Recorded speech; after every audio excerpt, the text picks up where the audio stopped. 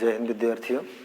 आज हम लोग गणित विषय के एक महत्वपूर्ण अध्याय लघुत्तम समापवर्तक व महत्तम समापवर्तक का सवाल यहाँ देख रहे हैं और इसके अंतर्गत हम लोग देखेंगे कि किस तरह से घात वाली संख्याओं का लासा व मासा निकाला जाता है। तो विद्यार्थियों, जैसा कि हमें यहाँ पे एक सवाल दिया गया है घात वाली संख्याओं का कि 2 गुणे 3 घाते 3 और गुणे में 7 घाते 2। इसी तरह से दूसरे ब्रैकेट में हमें दिया गया है 2 घाते 3 गुणे 3 घाते 2 गुणे 7 गुणे 11 घाते 2 तथा तीसरे ब्रैकेट में जो हमें दिया गया है 2 गुणे 3 घाते 3 गुणे 7 गुणे 13 का लघुत्तम समापवर्तक ज्ञात कीजिए। इसी तरह का सवाल हमें विद्यार्थियों महत्तम समापवर्तक में देखना है और इसी तरह से हमें सवाल लघुत्तम समापवर्तक में देखना है। विद्यार्थियों, सिर्फ हमें इस बात का ध्यान देना पड़ता है कि हमें लघुत्तम समापवर्तक कह रहा है कि महत्तम समापवर्तक कह रहा है, तो ये बड़ी आसानी से आ जाता है। जैसे विद्यार्थियों हम यहाँ पर हमें दिया गया है तो हम इसको यहाँ पर उतार लेते हैं हल करने के लिए। तो 2 घाते 2 गुणे 3 घाते 3 गुणे 7 घाते 2। विद्यार्थियों, इसको लगाना कुछ नहीं होता है, बस केवल देख करके ही उत्तर हम दे देते हैं। इसमें सारा सवाल हमें गुणनखंड करके दे दिया गया है, बस इसमें देखिए और हमें उत्तर दे देना है। बस इतना ही जानकारी होना चाहिए कि लघुत्तम का मतलब होता है कि यदि हमें गुणनखंड वाली संख्याएं दी गई हैं तो उसमें समान संख्याएं हैं। जैसे मान लीजिए यहाँ पर समान संख्या के रूप में 2 यहाँ पर भी है, 2 इस ब्रैकेट में भी है और 2 इस ब्रैकेट में भी है। बस इतना ही ध्यान देना है कि हमें लासा कह रहा है निकालने के लिए कि मासा कह रहा है। जैसे हमें यहाँ पर लघुत्तम समापवर्तक यानी लासा कहा जा रहा है निकालने के लिए। तो विद्यार्थियों, लासा निकालने के लिए गुणनखंडों में से समान अंक वाली उस संख्या को लेते हैं, समान घात वाली उस संख्या को लेते हैं। देखिएगा, जैसे विद्यार्थियों यहाँ पर देखें समान आधार है तो समान आधार वाली उस संख्या को लेते हैं जिसका घात सबसे बड़ी हो। फिर से एक बार विद्यार्थियों सुन लीजिए, जब कभी भी हमें इस तरह से ब्रैकेट में गुणनखंड करके दिया गया हो और फिर उस पर घात लगाई गई हो, तो विद्यार्थियों यदि हमें वो लासा निकालने के लिए कह रहा है तो समान आधार वाली उस संख्या को लेते हैं जिसकी घात सबसे बड़ी होती है। जैसे विद्यार्थियों यहाँ पर देख लीजिए, अब हमें यहाँ पे लासा निकालना है तो समान आधार वाली संख्या ही ढूंढेंगे। जैसे यहाँ पर देखें 2 मिल रहा है, इस ब्रैकेट में भी 2 मिल रहा है और इस ब्रैकेट में भी 2 मिल रहा है, लेकिन इस दो में हमें उसको लेना है जिसकी घात सबसे बड़ी हो। कब? जब हमें लासा निकालने के लिए कहेगा। तो लासा निकालने के लिए विद्यार्थियों यहाँ पर देखिएगा 2 घाते 2 2 घाते 3 और 2 घाते 1, यानी विद्यार्थियों हम यहाँ पर ले लेंगे 2 घाते 3, फिर गुणा लगा देंगे। अब विद्यार्थियों किसकी बारी आती है? 3 की। तो 3 भी देखिएगा यहाँ पर भी है, यहाँ पर भी है और यहाँ पर भी है, उस को लेंगे जिसकी घात सबसे बड़ी हो। यानी आधार के रूप में यहाँ पर भी 3 है, आधार के रूप में यहाँ पर भी 3 है, यहाँ पर भी 3 है।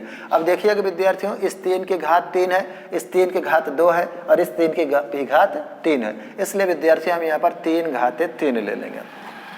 7 की बारी आती है तो 7 देखिएगा यहाँ पर घात 2 के रूप में है, यहाँ 7 1 घात के रूप में, यहाँ पे 7 1 घात के रूप में है, इसलिए विद्यार्थियों हम यहाँ पे ले लेंगे 7 घाते 2। अब विद्यार्थियों, जैसा कि आप जानते हैं कि लासा का मतलब होता है कि गुणनखंड में जिसका गुणनखंड मिले उसको ले लीजिए और जिसका ना मिले उसको भी ले लीजिए। यानी विद्यार्थियों 2 का हो गया, 3 का हो गया, 7 का हो गया, लेकिन इस 10 का नहीं मिल रहा तो इस 10 को भी हम यहाँ पर ले लेंगे और इस 13 का नहीं मिल रहा तो इस 13 का भी हम यहाँ पर ले लेते हैं। इस तरह से विद्यार्थियों आप देखेंगे कि जो हमें ये प्राप्त हुआ है उत्तर, यही हमारा प्राप्त होगा लासा। लेकिन विद्यार्थियों मासा की यदि बात करें तो मासा में हम इसका जस्ट उल्टा करते हैं। उल्टा का मतलब ये होता है कि जो भी हमें गुणनखंड दिया गया होता है उसमें समान आधार वाली संख्याओं का वह संख्या लेते हैं जिसकी घात सबसे छोटी होती है।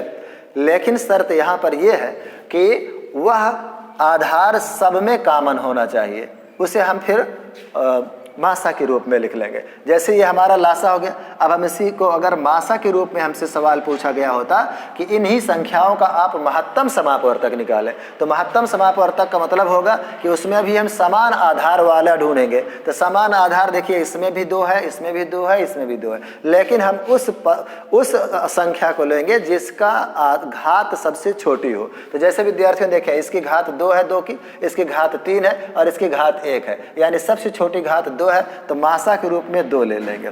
उसके बाद विद्यार्थियों 3 को देखिए, तो 3 यहाँ पर भी है, 3 यहाँ पर भी है और 3 यहाँ पर भी है। तो 3 में हम उस वाले आधार को लेंगे जिसकी घात सबसे छोटी है। इसकी घात 3 है, इसकी घात 2 है और इसकी घात 3 है, यानी हम ले लेंगे यहाँ पर 3 घाते 2।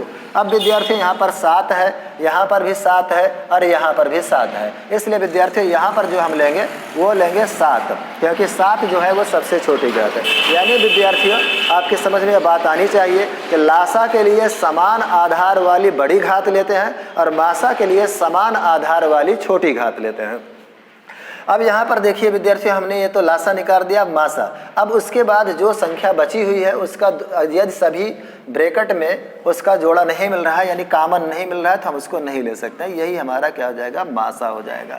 इस तरह से विद्यार्थियों हमने देखा कि किस तरह से लासा निकाला जाता है और किस तरह से मासा निकाला जाता है। किसी भी घात वाली संख्याओं का जब हमें उसे ब्रैकेट में दिया हो और उसका कहा जाए कि लासा निकाले या मासा निकाले। इसी तरह से विद्यार्थियों इसका आप स्क्रीनशॉट ले लें, तो एक सवाल हम और बताएंगे।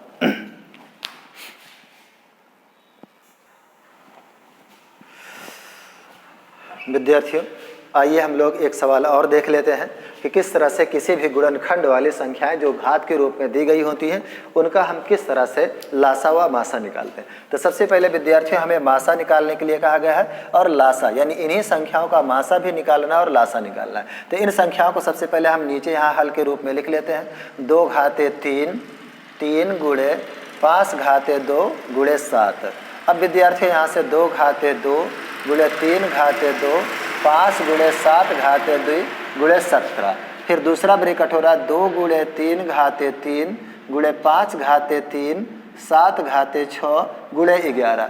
विद्यार्थियों सबसे पहले हम मासा निकाल रहे हैं। तो जैसा कि मैंने इसके पहले वाले सवाल में बता दिया कि यदि हमें मासा निकालना है तो हम उन्हीं संख्याओं को लेंगे जो सभी ब्रैकेट में कॉमन हो। दूसरी बात हमें इस बात का ध्यान देना है कि समान आधार वाली होनी चाहिए और ऊपर से हम उसी समान आधार वाली संख्याओं को लेंगे जिसकी घात सबसे छोटी होगी। तो मासा के लिए देखें विद्यार्थियों, यहाँ पर भी 2 है, यहाँ पर भी 2 है और यहाँ पर भी 2 है, लेकिन विद्यार्थियों इसमें देखिएगा इसकी घात 3 है और इस 2 की घात 2 है और इस 2 की घात 1 है। मैंने कहा कि मासा के लिए जो छोटी घात होती है उसी को लिया जाता है, यानी 2 की घात 1 छोटी है, इसलिए हम यहाँ पर 2 ले लेंगे। बाकी 3 को मैच करेंगे तो यहाँ पर भी 3 है, यहाँ पर भी 3 है और यहाँ पर भी 3 है। तो यहाँ पर 3 की घात 3 है, यहाँ पर 3 घाते 2 है, यहाँ पर 3 घाते 1 है, इसीलिए हम 3 को ले लेंगे। यानी हमेशा छोटी घात ही लेंगे जब मासा निकालना है। उसके बाद 5 घाते मिलाइएगा तो यहाँ पर 5 घाते 2 है, यहाँ पर 5 है और यहाँ पर 5 घाते 3 है, इसलिए विद्यार्थियों यहाँ पर हम लिख लेंगे 5 घाते 5 ही 5 रहने देंगे, 1 रहने देंगे। अब उसके बाद विद्यार्थियों 7 मिलाइएगा तो यहाँ पर 7 है, यहाँ 7 घाते 2 है और यहाँ 7 घाते 4 है, इसलिए विद्यार्थियों हम यहाँ पर 7 ले लेंगे।